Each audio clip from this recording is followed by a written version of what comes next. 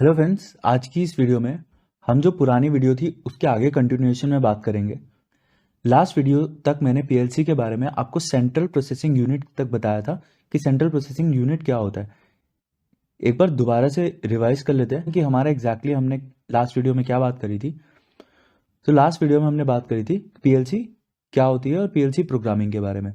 तो दो टाइप की पीएलसी होती है, एक होती है फिक्स्ड पीएलसी, एक होती है मॉड्यूलर पीएलसी। फिक्स्ड पीएलसी का मतलब वो है कि जिसमें इनपुट और आउटपुट जो होते हैं वो फिक्स्ड रहते हैं, हम उसको बढ़ा नहीं सकते। वहीं पे मॉड्यूलर पीएलसी का मतलब ये होता है कि हम उसके जो इनपुट आउटपुट है वो बढ़ा सकते हैं, मतलब एक्स्ट्रा कार्ड ऐड कर सकते हैं इनपुट और आउटपुट का, और उससे हमारे इनपुट और आउटपुट बढ़ सकते हैं। अब जो पीएलसी होती है इसमें तीन चीजें होती है। एक होता है सेंट्रल प्रोसेसिंग यूनिट जो कि सीपीयू होता है, जो कि एक्चुअली में दिमाग होता है जिसमें मेमोरी सेव होती है और जो कि पूरा प्रोसेस करता है। दूसरा पार्ट होता है इनपुट पार्ट, जिसमें हमें सेंसर से पुश बटन से कमांड आता है, मतलब 24 वोल्ट या जो भी वोल्टेज हम यूज कर रहे हैं वो वोल्ट आता है सेंस होने के बाद या हमारे पुश बटन को कमांड देने के बाद। आउटपुट पॉइंट से वोल्टेज जाती है जो वोल्टेज हमने तय कर रखी है या जो वोल्टेज उस डिवाइस की है। और ये basically motors, starters, relays, contactors, इन सबको जाती है यहाँ से आउटपुट पॉइंट से सप्लाई। जो सेंसर्स होते हैं वो एक डिवाइस होता है जो सेंस करता है फिजिकल क्वांटिटी को और इलेक्ट्रिकल सिग्नल में कन्वर्ट करता है। इसके लिए मैंने वीडियो बनाई हुई है जो आप देख सकते हैं, उसका लिंक मैं डिस्क्रिप्शन में डाल दूंगा। एक्चुएटर्स वो पार्ट होते हैं जिनको इलेक्ट्रिकल सिग्नल जाता है, इलेक्ट्रिकल सिग्नल को वो फिजिकल क्वांटिटी में कन्वर्ट करते हैं। अगला पार्ट है, हमारे पीएलसी में दो टाइप के इनपुट आउटपुट होते हैं, एक होता है डिस्क्रीट टाइप और एक होता है एनालॉग टाइप। डिस्क्रीट टाइप का मतलब 1 और 0, मतलब या तो वोल्टेज जाएगी या तो वोल्टेज नहीं जाएगी, 1 और 0 के लॉजिक में काम करता है। और जो एनालॉग होता है इनपुट आउटपुट, उसका मतलब ये होता है जैसे कि आपने बाइक में देखा होगा जो हमारा मीटर रीडिंग है वो कम ज्यादा होती रहती है अगर हम स्पीड को कम ज्यादा करें। मतलब उसमें ऐसा नहीं होता कि जीरो और 1 का स्टेट नहीं होता, उसमें बीच का स्टेट भी आता है, तो उसे बोलते हैं एनालॉग। जो हमारा यूजफुल होता है प्रेशर के लिए, हमारे लेवल सेंसर के लिए, हमारे डिस्टेंस के लिए, तो वहां पे हम एनालॉग इनपुट आउटपुट कार्ड का यूज करते हैं। और जो मेन पार्ट हुआ वो सेंट्रल प्रोसेसिंग यूनिट, ये एक माइक्रो प्रोसेसर होता है जिसमें सारी प्रोग्रामिंग की जाती है, जिसमें सारा डेटा सेव किया जाता है। अब शुरू करते हैं आज की वीडियो। तो जो आज की वीडियो है उसमें हम कई टॉपिक्स पे बात करेंगे। तो पहला हमारा टॉपिक है कम्युनिकेशन, मतलब पीएलसी और कंप्यूटर के बीच में जो कम्युनिकेशन होता है या पीसी के बीच में जो कम्युनिकेशन होता है वो किसके थ्रू होता है। तो जो कम्युनिकेशन होता है वो होता है प्रोग्रामिंग डिवाइस केबल के थ्रू। और ये जो केबल होती है, एक पार्ट होता है RS-232 और दूसरी साइड होता है RS-485, या इसकी जगह पे USB port to RS-485 connector भी यूज होता है। अब इन दोनों का मैं मतलब आपको बताता हूँ। RS-232 पोर्ट कुछ इस तरह का दिखता है और RS-485 पोर्ट भी कुछ ऐसा ही दिखता है, मगर इनमें डिफरेंस होता है, उसके बारे में मैं आगे वीडियो में बताऊंगा। आजकल कुछ पीएलसीज में RJ45 कनेक्टर भी यूज होता है। ये वो कनेक्टर है जो हम राउटर वगैरह में लगाते हैं। अब जो RS-485 है और जो RS-232 है ये लगभग सेम दिखते हैं। अब इनमें डिफरेंस क्या होता है? इनमें एक डिफरेंस ये होता है कि जो RS-232 होता है ये फुल डुप्लेक्स होता है और जो RS-485 होता है ये हाफ डुप्लेक्स होता है। इसका मतलब ये हुआ कि जो RS-232 है ये दोनों साइड पे एक साथ में डेटा सेंड भी कर सकता है और रिसीव भी कर सकता है, मतलब दोनों डायरेक्शन में एक टाइम पे चल सकता है। वहीं पे अगर RS-485 की बात करें तो ये एक ही टाइम पे दोनों साइड पे ऑपरेट नहीं कर सकता, या इधर ये डेटा देगा या ये डेटा रिसीव करेगा। जो RS-232 होता है ये +12 वोल्ट टू -12 वोल्ट के सेटअप पे चलता है, वहीं पे RS-485 +5 वोल्ट टू -5 वोल्ट पे चलता है। जो RS-485 होता है उसमें 3 वायर यूज होती है, जो RS-232 होता है उसमें 9 वायर से लेके 25 वायर तक यूज होती है। जो RS-232 होता है उसकी स्पीड सिर्फ 3 Mbps की होती है, जो RS-485 होता है उसकी स्पीड होती है 40 Mbps की। जो RS-485 होता है वो 4000 फीट तक कम्युनिकेट कर सकता है, वहीं पे RS-232 सिर्फ 50 फीट तक ही कम्युनिकेट कर सकता है। जो पावर सप्लाई होता है या जो पावर सोर्स होता है जो हम पीएलसी को देते हैं ये दो वोल्टेज में होता है। एक 24 वोल्ट में भी हम पीएलसी को पावर सप्लाई दे सकते हैं और एक 220 से 240 वोल्ट एसी में भी हम पीएलसी को पावर सप्लाई दे सकते हैं। मगर मोस्टली इंडस्ट्री में जहां पे एसएमपीएस लगा होता है वहां पे हम 24 वोल्ट वीडीसी का ही यूज करते हैं, मतलब 24 वोल्ट वोल्टेज डायरेक्ट करंट का ही यूज करते हैं। जो पीएलसी होता है उसमें यहाँ पे आप देखेंगे यहाँ पे इंडिकेटर लगे होते हैं। इन इंडिकेटर का मतलब क्या होता है, इनमें 3 इंडिकेटर होते हैं, एक होता है स्टॉप, एक होता है रन और एक होता है फॉल्ट।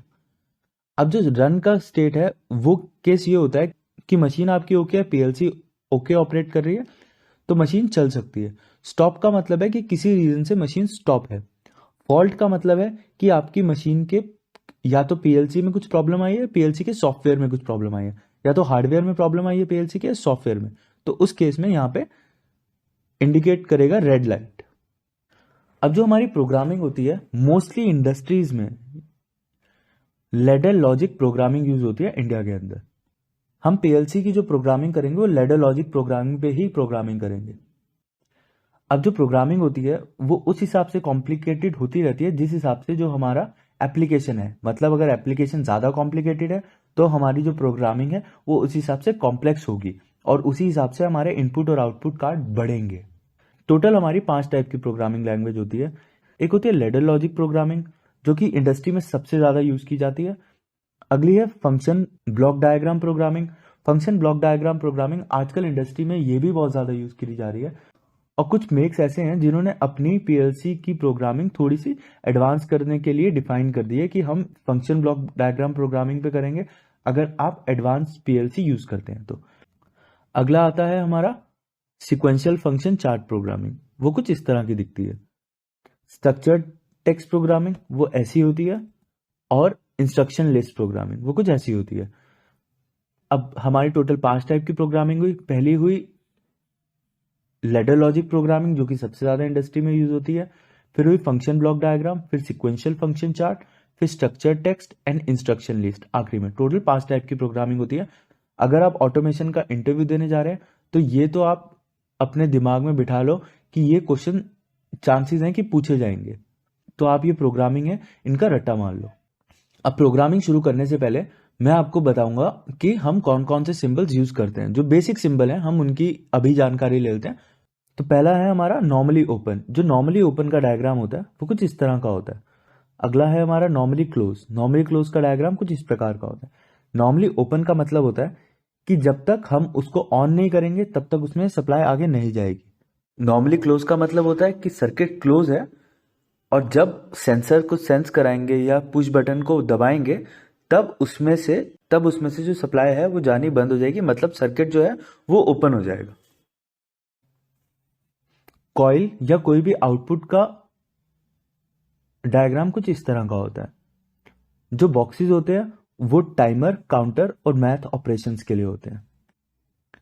अब जो हमारे ऑपरेशन होते हैं जिनको आपको याद करना है या जितने भी हैं ट्रुथ टेबल में जितने भी हैं आप वो एक बार रिवाइज कर लीजिए, क्योंकि जब हम प्रोग्रामिंग करेंगे तो आपके लिए वो थोड़ा सा आसान होगा समझना प्रोग्रामिंग को।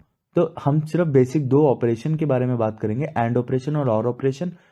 अगर हम एंड ऑपरेशन की बात करें तो एंड में आप देखेंगे 0 0 0 0 1 0 1 0 0 और 1 1 1।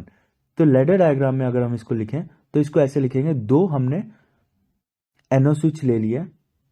अब ये जो 2 एनो स्विच है ये तभी ऑपरेट होंगे जब दोनों 1 होंगे, मतलब एंड ऑपरेशन। और अगर हम फंक्शन ब्लॉक डायग्राम की बात करें तो हमने सीधा एक एंड ऑपरेशन लगाया और हमने आउटपुट निकाल लिया। तो इस तरह से लैडर लॉजिक काम करता है और इस तरह से फंक्शन ब्लॉक डायग्राम। अब आते हैं हम और ऑपरेशन पे। और ऑपरेशन का मतलब क्या हुआ कि 0 0 0 हुआ, 0 1 1 हुआ, 1 0 1 हुआ और 1 1 1 हुआ।